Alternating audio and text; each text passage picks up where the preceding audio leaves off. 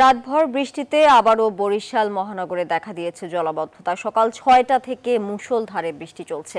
এতে নগরীর কয়েকটি গুরুত্বপূর্ণ সড়কে পানি জমে যায়। বরিশালে জলাবদ্ধতার সবশেষ খবর জানাতে সরাসরি যোগ দিচ্ছেন সহকর্মী সাইফুর রহমান মিরন।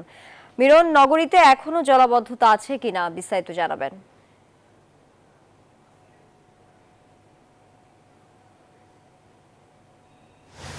ধন্যবাদ। নগরীতে জলাবদ্ধতা শুরু হয়েছে সকাল থেকে, এখনও কিন্তু সেই জলাবদ্ধতা রয়েছে এবং এখন এই মুহূর্তে বৃষ্টি কমলেও বরিশালের গুরুত্বপূর্ণ যে সড়কগুলো সেগুলো কিন্তু পানিতে ডুবে আছে। এবং এটা হচ্ছে বরিশালে আমরা আবহাওয়া অফিসের সঙ্গে কথা বলেছি, তারা যেমনটা জানিয়েছে গত 24 ঘন্টায় 87 মিলিমিটার বৃষ্টিপাত রেকর্ড করা হয়েছে, কিন্তু গত সকাল 6টা থেকে দুপুর 12টা পর্যন্ত 73 মিলিমিটার বৃষ্টিপাত রেকর্ড হয়েছে, অর্থাৎ সর্বোচ্চ বৃষ্টিপাত হয়েছে। এবং মুষলধারে বৃষ্টির কারণে বরিশালের আমরা যে সড়কটিতে দাঁড়িয়েছি সরকারি বালিকা বিদ্যালয়ের সামনে, সেখানে কিন্তু হাঁটু সমান পানির মধ্যে দিয়ে মানুষ কিন্তু চলাচল করছেন। বসুন্ধরা টিস্যুতে ছাড়ের ছড়াছড়ি। বসুন্ধরা টিস্যু নিয়ে এলো নিশ্চিত ছাড়।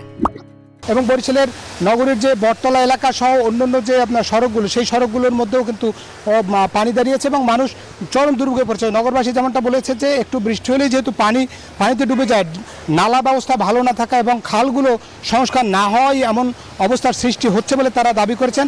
বর্তমান যে অন্তর্বর্তীকালীন যে সরকার আসছে তাদের কাছে তারা দাবি করেছেন তারা যেন জনগণের টাকা সঠিকভাবে প্রকল্প বাস্তবায়ন করে বরিশালের নাগরিকদের যেই দুর্ভোগ, সেই দুর্ভোগ যেন তারা কমায় এবং তাই সেই যে ব্যাপারে যেন তারা উদ্যোগ গ্রহণ করেন, অর্থাৎ এই দুর্ভোগ যেন স্থায়ী সমাধান হয় এমনটাই তারা বলেছেন, যাতে করে বা যে ইতিপূর্বে যে নালা সংস্কার সেটি সংস্কার হয়নি, সে কারণে এই জলাবদ্ধতা।